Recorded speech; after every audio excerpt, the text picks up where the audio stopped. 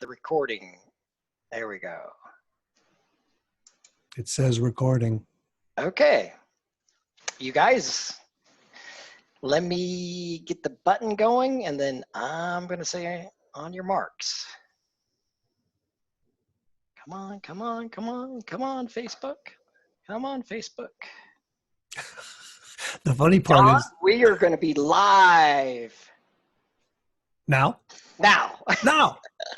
Hey, hello everybody, and welcome to season 2, episode 8 of BricsCAD Unplugged. I'm Don Strimbu here in beautiful, rainy Northern California. Also with me today, we have a special guest, but who's right over there? Is that you, Matt? Matt, I'm in Southern Utah. Pass it off to Heidi. You're down below this way, Heidi.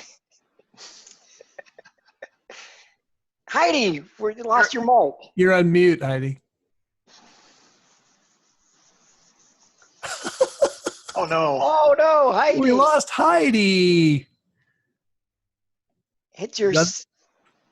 When you got up, did you unplug your mic? Yeah. Is it unplugged? Well, hey, Robert, why don't you introduce yourself? Hey. It's Robert Green. RG Catman is here today with us. We're going to talk about financial reasons for switching to BricsCAD, as if there weren't enough other good reasons to switch to BricsCAD.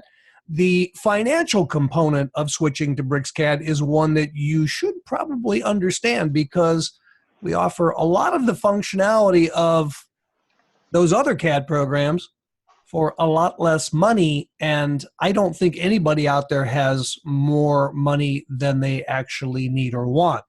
So if we can save you some money and give you great functionality, then shouldn't you look at BricsCAD? Yeah, I agree. I definitely agree. Hey, and before we get going, Heidi's logging back in to let everybody know. Once again, you want to win a mug? Add a comment to our Facebook or to our YouTube site. So nice looking coffee mugs. We all have one. You have 2. Actually, this is the one I'm going to give away. I have my IKEA mug today. Oh, it's not very satisfying either, because this is not nearly as cool as a BricsCAD mug, nor is it volumetrically equivalent to a BricsCAD mug. So I find myself drinking more of these, which you can probably tell from my over-caffeinated behavior right now.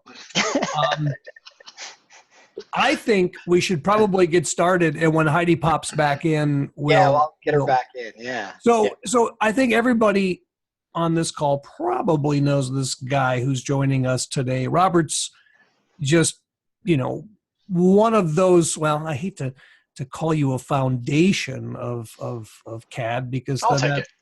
Okay. I'll take it. I remember one of my bosses told me once, he goes, well, Don's been in the CAD business as long as dirt's been around.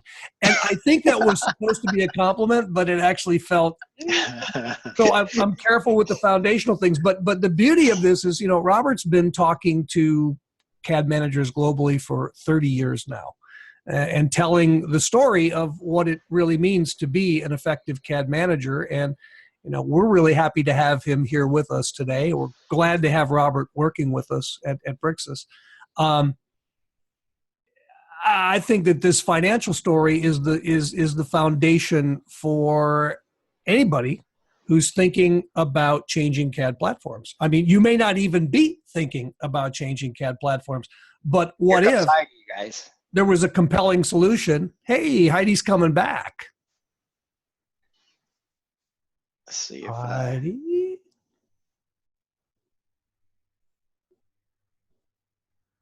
Anyway, she was there. She's on her way. She's somewhere in the ether between here and there. Robert's put together a really great presentation on 5 reasons for why you would want to switch to BricsCAD. There's actually going to be multiple presentations by Robert here over the next couple of weeks, but this is the one that is the most compelling to people who buy CAD software. Don't you agree, Robert? I do. It's the conversation topic that's come up quite a lot.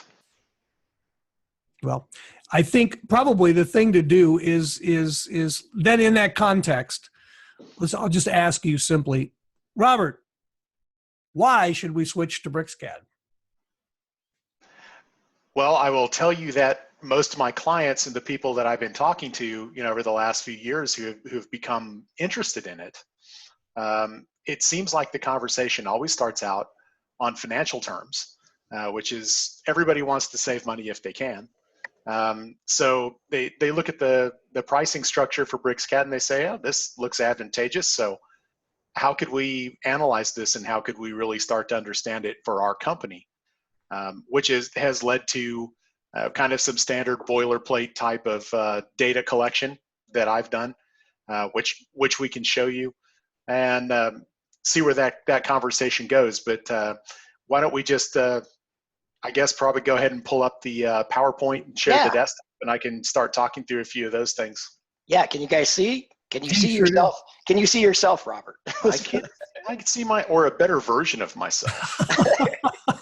No, that was just a moment in time, Robert. Your best version is your current version, without a doubt. I appreciate that. So, it kind of seems like the reason why most people are looking at a switch, it is financial, because as they dig into it and they start to see the cost comparison, they start to look at the total cost of switching over. Financially, it just kind of makes sense. And really, why would you ever change what you're doing unless it made financial sense to do so? Mm-hmm. I don't know anybody who wants to change their CAD platform for more complexity or, more difficult operation. They're always looking for something that makes sense.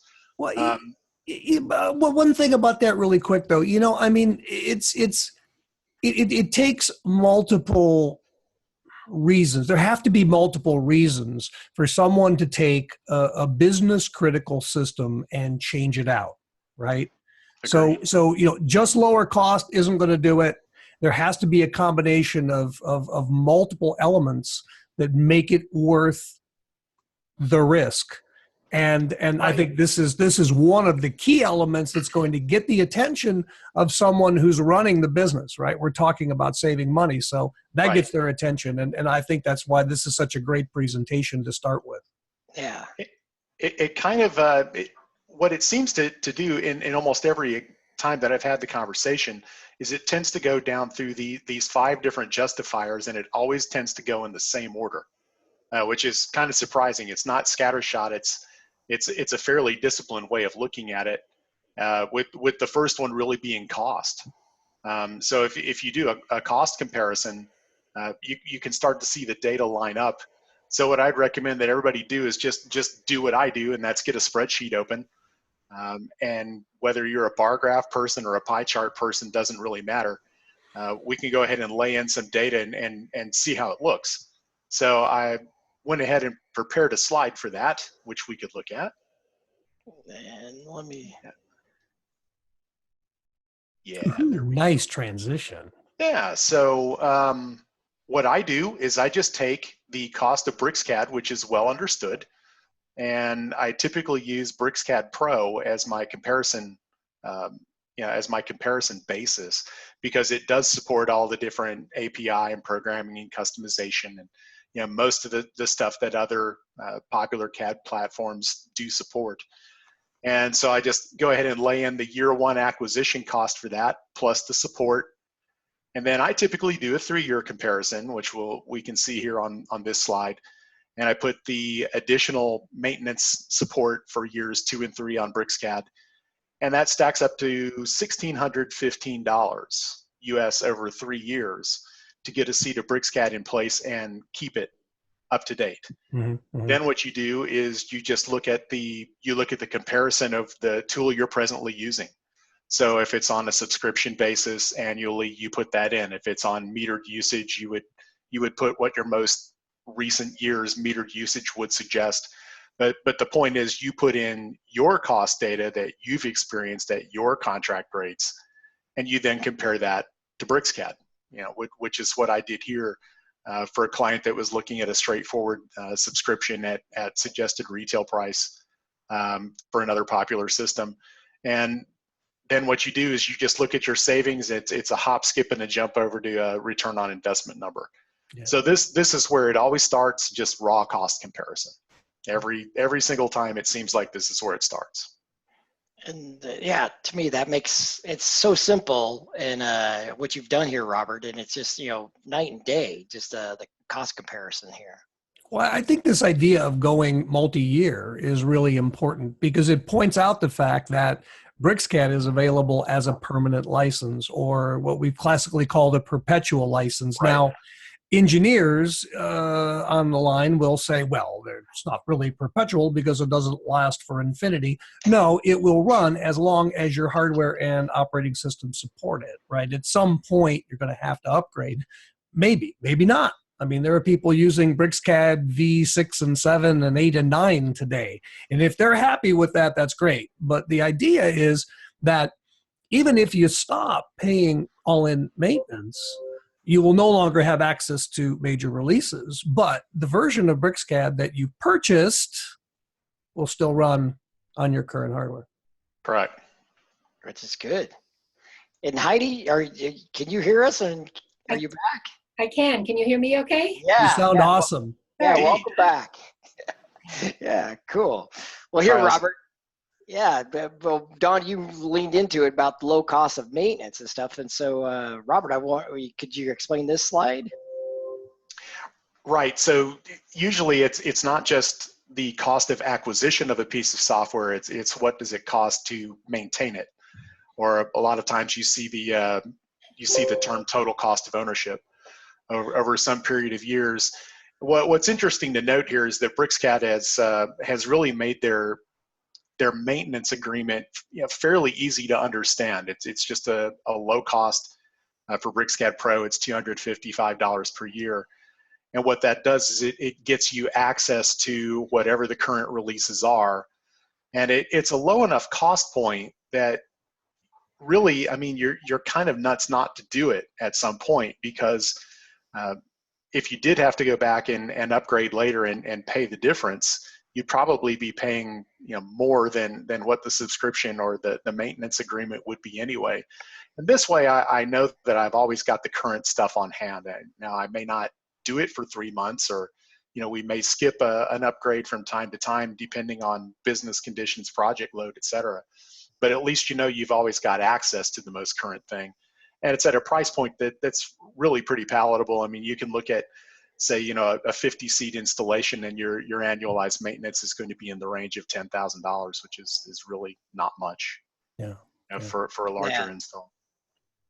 I think it's also important to note that, Brixis has a very different idea of what software development looks like, right? So we release minor releases sometimes every few weeks, right? Because the idea is that when customers are reaching out to us and saying, hey, I've got an issue with the functionality of a specific command, or this doesn't work the way I think it should, or this implementation could be a little bit different, it's amazing how quickly our development team can respond. So you're always going to have access to the minor releases, even if you're not on maintenance, for your major version.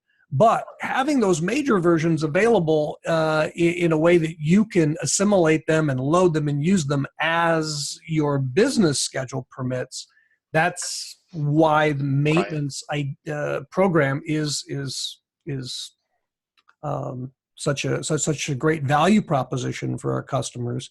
And you always have access to the latest technology whenever you're ready for it. Yeah.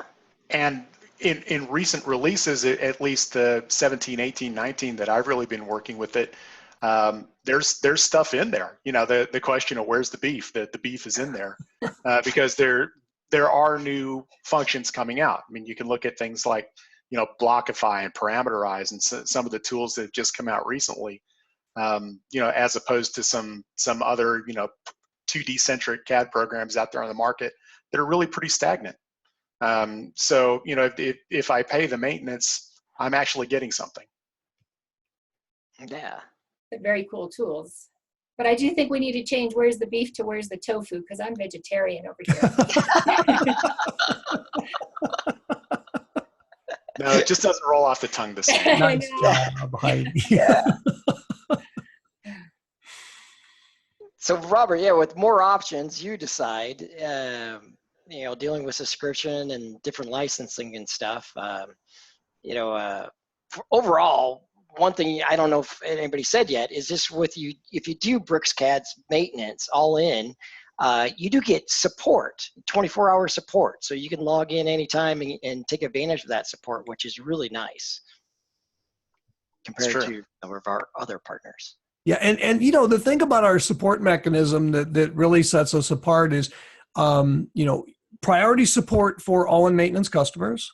And what that means is your support requests go to the top of the queue.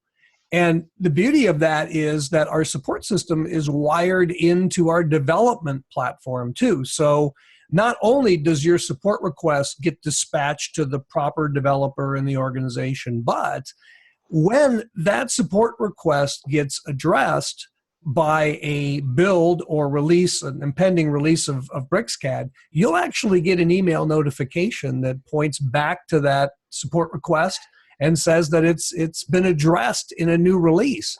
So you can then, say, hey, I asked for this modification or this change.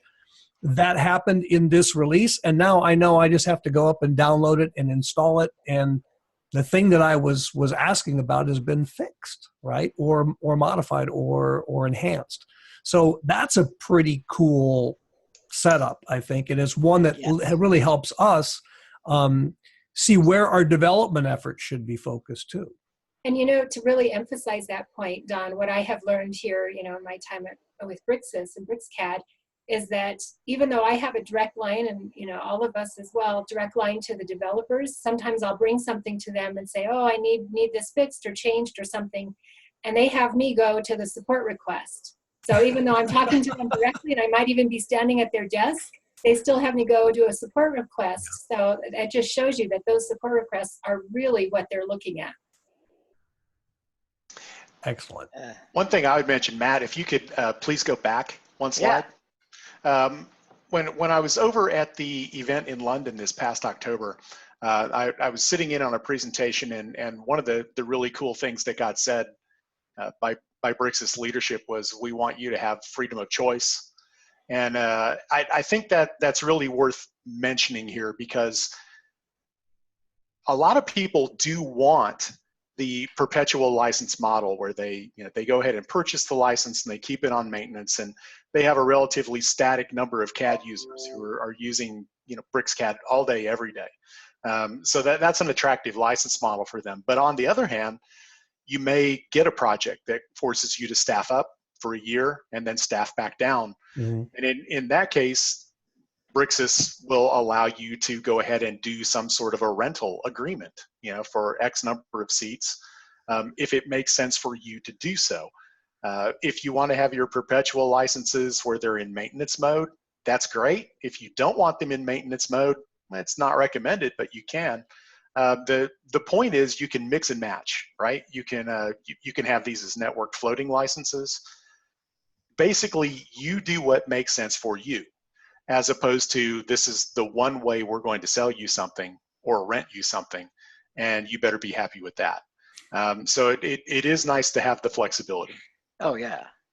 And the point I would make, which is the next slide, that I just went ahead and did a quick comparison on that, is if you do look at rental, if you did want to go on some number of seats of BricsCAD on a rental basis, it's about $440 per year. So it's not that expensive, especially when you compare it to some of the other tools that are on metered usage or rental subscription exclusively. They can cost a lot more. So that it can become a attractive financial option, especially if you have that staff up, staff down situation that a lot of companies that are heavily project driven do have. Wow. This may potentially be even a more impressive slide than the first one you showed, right? Although this is a lease/rental agreement, but it's a comparison of what it costs to lease the software, rent the software over 3 years. That's pretty amazing. Now, at the end of this, it's just important to know, if you're renting, it's a subscription model. So as soon as you stop paying, it stops running, right? That's something to think about. This Right. is not the permanent model, but this is even less expensive. And if your company can benefit from, writing software down, writing this rental cost down as an operational cost, that could be huge for certain companies. Plus, as you said, the ability to expand and contract the license pool as you need to support the number of users that you have on the system, which is really cool. Yeah, and I think or at least for most of my customers, the real life situation of it is that they have a certain percentage of people that are all CAD all day, every day. Mm-hmm. And for those people, it makes sense to have a perpetual seat. But for project flex, for branch offices, for peak workload, for summer interns, for those type of situations, it can make sense to do some short-term rental. So I can have a hybrid approach, mm-hmm. and that's interesting, rather than everybody has to be on a rental mode. Yeah, which is yeah. There he is. There it is. It's back. Yeah. Now, one thing that I do get a lot of questions about, and I'll probably put Heidi on the spot here a little bit in a minute, but one thing that does come up is, if I switch out my existing CAD tool for BricsCAD, there's going to be some period of adoption or implementation, and what if I save some money on the software, but I lose it all in training? Or some other type of expense to get my users up to speed.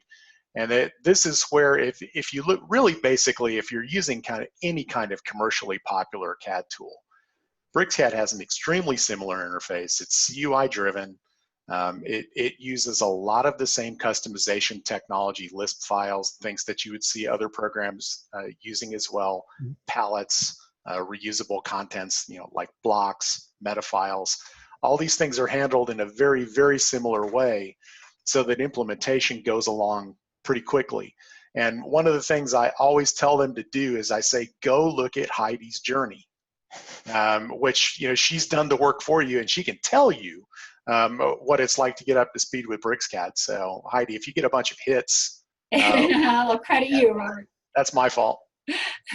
That's awesome. Yeah, this ease of adoption is such a major point for somebody like me that came from another CAD application for decades, but to be able to come right in here to BricsCAD, it's been less than a year that I've been using BricsCAD now, and to come right in, still using my command aliases and the commands that I'm used to, even most of the UI elements that I'm used to, and like you said, the workflow, working with XRES and blocks and all of that is just all very familiar, and like you point out, full DWG. So I could take my data and my experience and bring it right in. Easy transition. And there's some really cool stuff that I have never even dreamed of being able to do, like Blockify and some of these other tools. Yeah, and also too, folks, if you haven't been, our blog site up on our website, the blog post, basically that's where Heidi's journey is. And I think you're up to 30 plus articles about your journey. That sounds about right. I lost track. Yeah, and here's the best part of it. So when Heidi got to like blog post 31 or 32, everybody was so impressed that they made her product owner for BricsCAD. So, so Heidi is in charge of BricsCAD. I mean, that's her thing right now. I mean, so when you say what's a product owner, well, that's the person who's responsible for everything about BricsCAD. Well, there are some programmers involved, but oh yeah, no, there's a lot of other people, but in the end, you got to have one throat to choke, and that's Heidi. Myself. Well, Heidi, I just had a few requests for new features. Yeah, me too. I got a couple new features I want. Heidi, right, we'll talk later. Hey, since somebody said new features, let me just say this. What is kind of cool about BricsCAD is that you can implement it, and you can already use what people know because they know other popular CAD tools. Mm-hmm. So they migrate into BricsCAD pretty easily. Well, BricsCAD doesn't stop at just BricsCAD. It has extensions for mechanical and sheet metal and BIM tools. So not that you will necessarily use those, but if you do, you already know the interface. Yeah. So you don't have to switch, and the data files remain constant too because everything stays in DWG.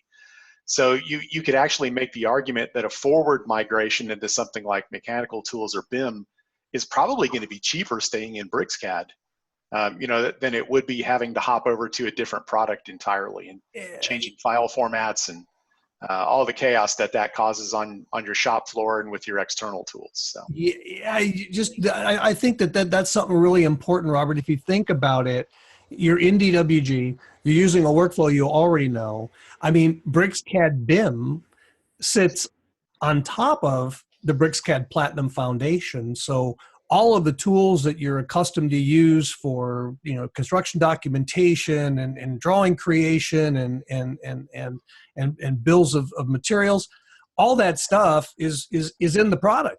So it's not like you have to uproot anything and go to hundreds of hours of training to figure out how to move to building information modeling. It is just a part of the natural workflow. Eric DeKaiser from Brixis always says, if you already know how to create CDs in conventional CAD, you already know 80% of BricsCAD BIM. So right there, that should be something that gets you excited if you're thinking about moving to a BIM workflow. Sorry, I had to put plug in for BIM because I really love it. No, you're good. Yeah, So, one of the other things that that I've noticed, and it's not necessarily a financial thing per se, but it seems as the software market has morphed more over into rental mode, you're actually starting to see IT managers and people who've forgotten what perpetual licensing was. And some of the benefits for that. Well, first of all, we talked about some of the financial metrics, and that's easy enough. You plug in the numbers in your spreadsheet and it will tell you the story as you look at the numbers. But one of the things that people have kind of forgotten is that we had a big tumultuous economic event back in 2008 and 9. And in this case, we saw things like, I personally was working with a big architectural firm down in Dallas that went from 50 project architects to 6.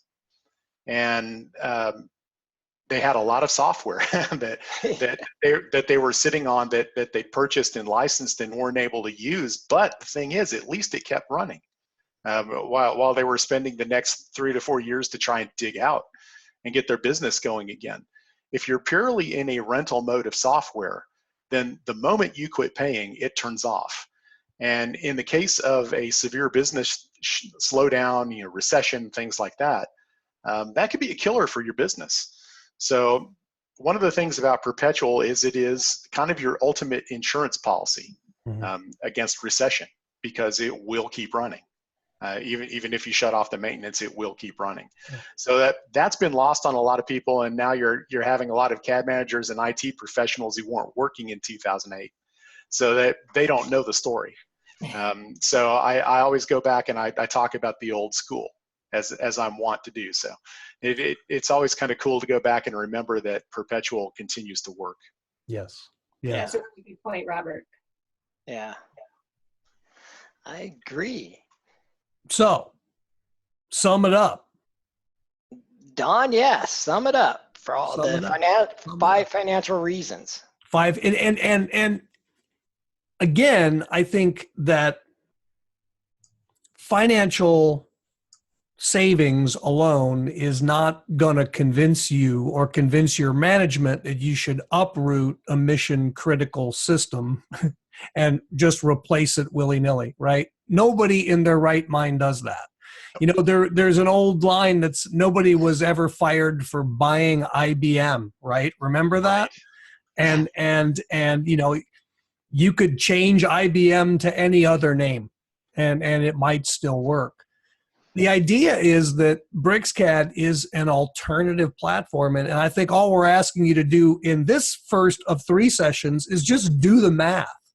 See if it doesn't make sense for you to at least make a concerted effort to see how BricsCAD can fit into your organization and lower your costs while still giving you the freedom and the flexibility that you really want to be able to manage your licenses the way you need. and not the way that someone pushes you to or forces you. Not everybody's ready for a SaaS model. We get it, right? And we make it possible for users to own their BricsCAD licenses and enjoy a really high level of not only user command input and user experience, user interface compatibility, but also 2018 DWG. So can't ask for a whole lot more than that. Buy BricsCAD today. I just had to say that. No. But if you're not ready, if you haven't heard enough yet, don't worry, because we're bringing Robert back for at least 2 more sessions, right? Yeah, correct. Yeah. So on that, so next Wednesday, we're going to have Robert again, continuing on switching to BricsCAD. And we're going to talk about what does it really take to migrate, moving your files over. So we're going to get in a little bit more details about that. And then on January 30th, the following Wednesday, getting into those learning and training strategies. Once you have the product, how to get your team up to speed fast and quickly. And we're going to hit those topics. And then Heidi, I think these other 2 events are all about you. So I'll let you talk about them. So February 19th, you can register for the CADWorks webinar where we'll be focusing on BricsCAD Platinum. So we'll be talking about some of the new functionality and some of the things we touched on a little bit here earlier, just talking with Robert, where the user experience. So how you can take BricsCAD and apply your existing knowledge and transition very quickly into BricsCAD. And so that's February 19th. And then we have a similar session in Australia, in Brisbane. So I'll be there along with Peter from our BIM team, and we'll be presenting BricsCAD and BricsCAD BIM there. Wow. So definitely sign up for those events. Woo-hoo. Awesome. When you come back from Australia, I haven't been, so you got to tell me if the toilets flush the other way or not. I always forget to watch. I'm sorry, I couldn't help it. I just wonder. I mean, theoretically, Coriolis effect is the same whichever hemisphere you're in, but who knows? Could be. Thanks, Don. And will the direction change when you're directly over the equator in the airplane? Does it just go straight down then? Another to-do on the trip. Well, I think on the airplane, though, it's really hard to say because that's got that flapper, and it's not the same effect as, a regular Venturi-style bowl. See, Don and when I you are put a bunch of engineers together, you get a lot of weird stuff going on. But Heidi's going to report out on that at the end of March. Because she doesn't have anything else on her plate to do right now, so we're going to give her that task. Sorry, Heidi, I'm kidding. Great. I'm kidding. So on that note, moving on, you said do the math there, Don and Robert, but also download the software. If you haven't already, be sure and go up, download the trial of BricsCAD, and just give it a try. And I know you will be convinced. It's not just us talking about it up here. Try it yourself, and I know you will believe that it is really an easy move. And leave comments on Facebook or on YouTube. Nice comments, too, not mean comments. Mean comments will not get you a coffee cup, just FYI.